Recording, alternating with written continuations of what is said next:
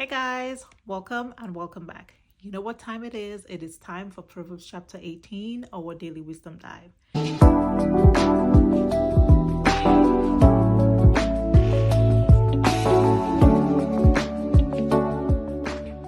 Proverbs chapter 18 is about wisdom and getting along with others.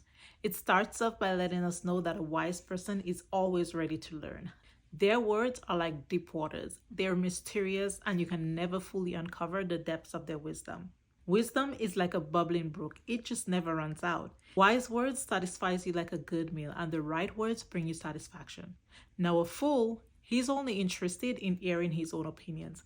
And he may appear curious, but his curiosity is not because he wants to learn, but only because he wants to make himself look wise. Now, with the amount of quarrels that a fool gets himself into, he's really asking for a beating because he never comes to realize that his mouth brings him ruin and that he traps his life with his words. Now, you can choose to be like the wise and use your tongue for provision, or be like a fool and use your tongue for destruction. Whichever one you choose is up to you.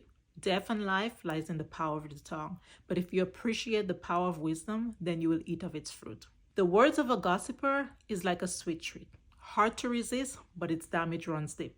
It changes the way you think and feel about a person even before you can confirm that what the gossiper told you is true.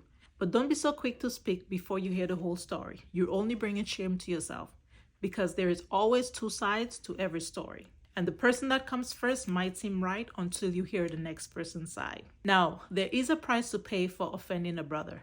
It is harder to win an offended brother back than it is to take down a strong city. And don't give partiality to the wicked, because it affects how you view the innocent. But guess what? A penny has more power than you think.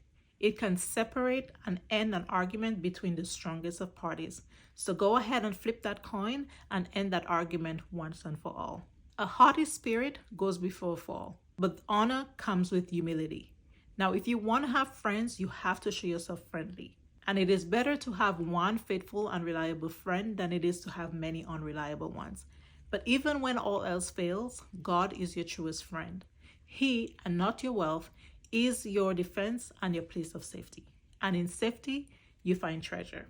The chapter ends beautifully, especially for my gentleman, and it says this: he who finds a wife finds a good thing. And so, gents, here you have it. If you found yourself a wife, you found yourself a treasure, and you've obtained favor from the Lord. So that's my quick rundown of Proverbs chapter 18. Let me know what stood out to you, and join me back here tomorrow where we take our dive into Proverbs chapter 19. Bye, guys.